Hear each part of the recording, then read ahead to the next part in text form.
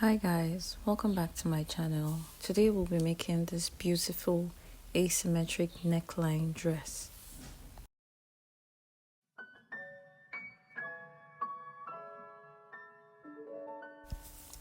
I'll be drafting the front bodice in full, so I divided my round body measurements by 2 instead of 4. I drew a line at the center of my pattern paper, so my measurements will be centralized. And then I put down my shoulder measurement and made a guideline for my armhole depth.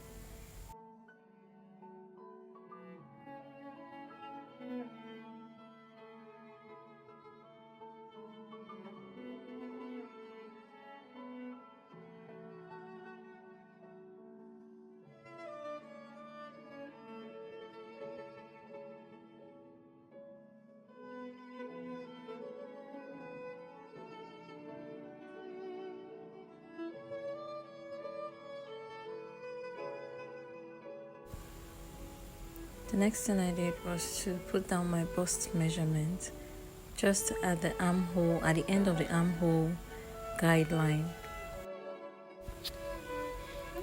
Now it's time to get the bust line, under bust line and the waistline. So I'm basically just making guidelines to be able to get my dart measurements and my bust point areas. So I'll draw a line across these marks I'm making here.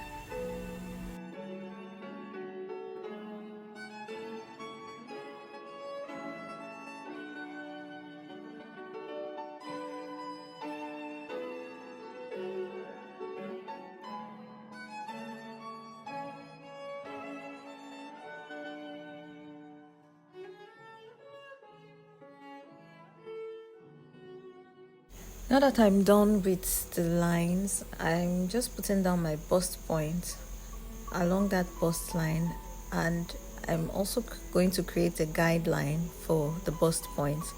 It's on this guideline I'm going to minus my under bust dart.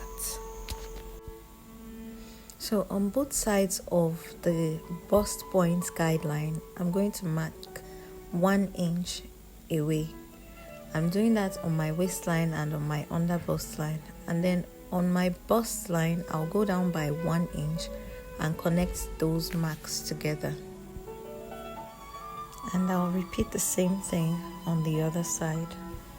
Now I'll put down my waist measurement along my waistline plus the 2 inches I marked for that and connected it to the armhole.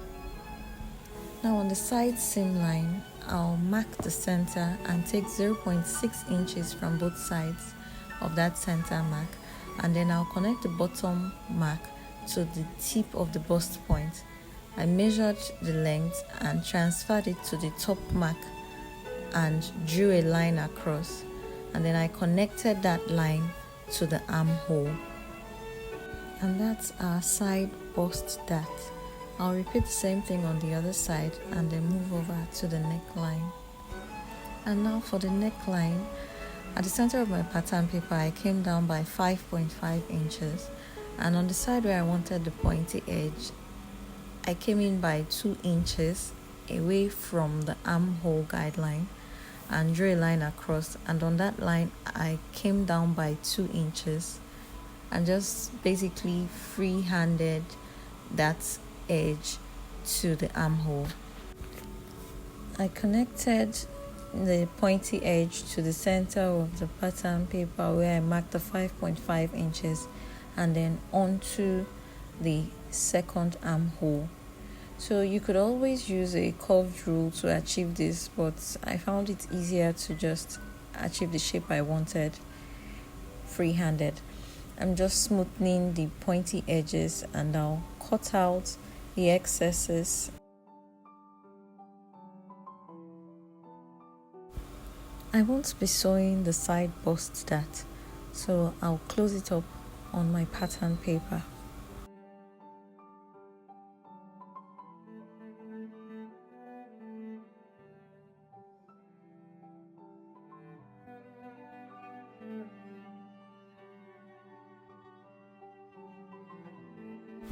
I closed up the side bust that on the other side and then cut out the remaining excess, and our front pattern piece is ready.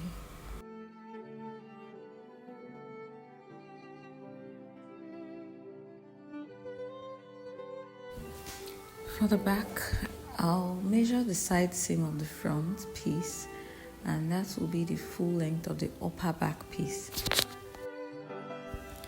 In order to get my dart lines correctly, I'll first of all put down my half length measurements, my original half length measurements, which is my shoulder to waistline, and then from the bottom, that's where I'll mark out what we measured from the front side seam.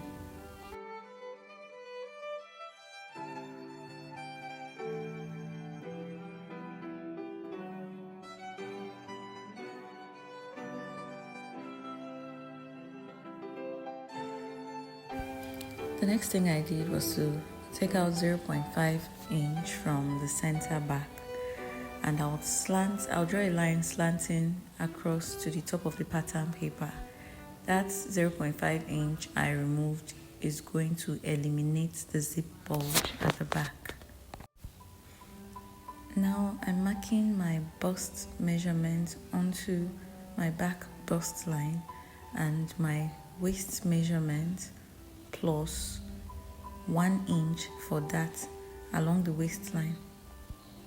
I marked the dart line at the center of the pattern piece and then removed ½ inch on both sides from the bottom, and then marked 6 inches from the bottom upwards and connected those ½ inches on the sides to create the back dart, and connected the side seam. Now at the center back, I went down by 0.5 inch. I cut out the excess on the sides and the top and left only the excess at the bottom. Now I made a slit on the dart line at the top part of the dart line, and I closed the dart. You'll notice that the waistline and the bust line is no longer straight. So we're just going to even that out by placing the ruler at both edges and drawing a straight line across to remove the excess at the top and the bottom.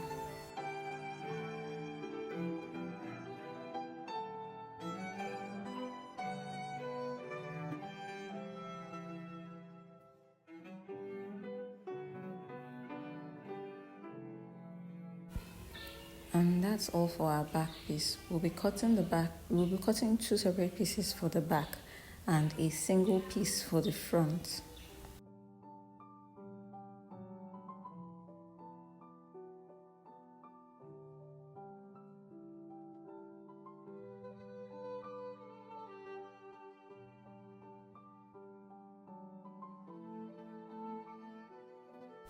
For the skirt piece, I added extra 3 inches to my hip measurement to give it the extra hip effect. So I started with putting down my waist measurement and went down to mark my hip line and put down my hip measurement along the hip line.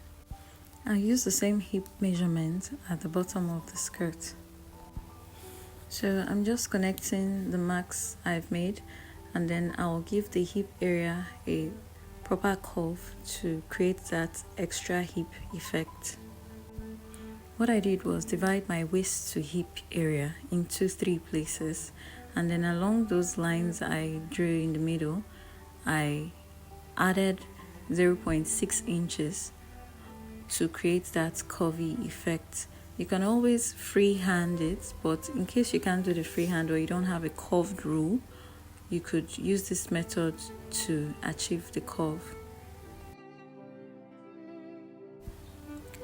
The next thing I did was to take out 0.5 inch from the center of the waist.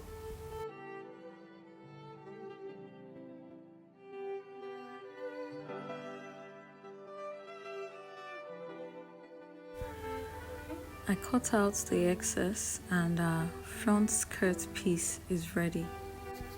So for the back piece, I started with getting my hip line and then putting down my hip measurement along that line.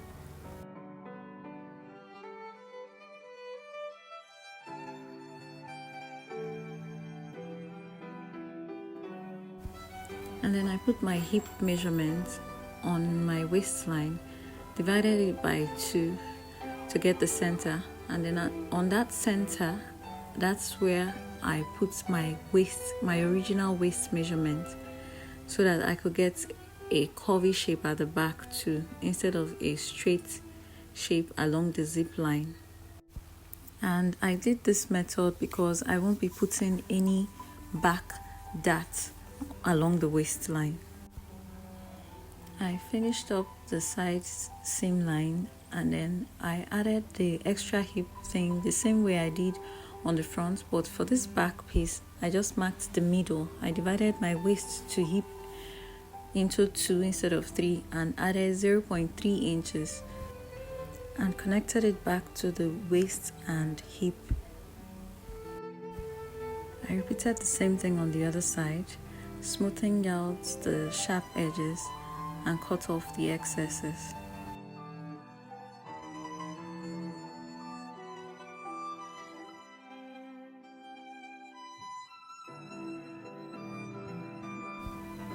So because of how curvy the front of the skirt is, you'd notice that the side seams don't match up. The front piece is longer than the back piece. So I'm going to figure out how much extra it needs and add that up to the back.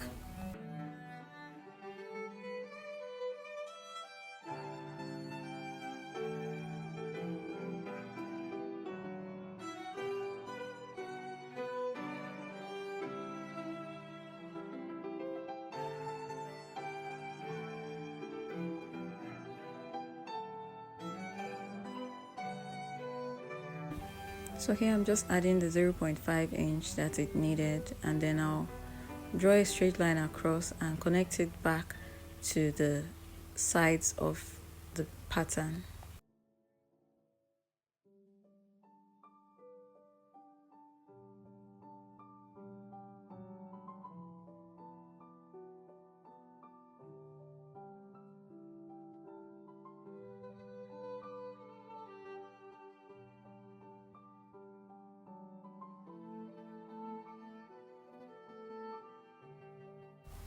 We can see here now that it matches up evenly, so that's it. Thank you for watching. Please like, share, comment and subscribe to my channel.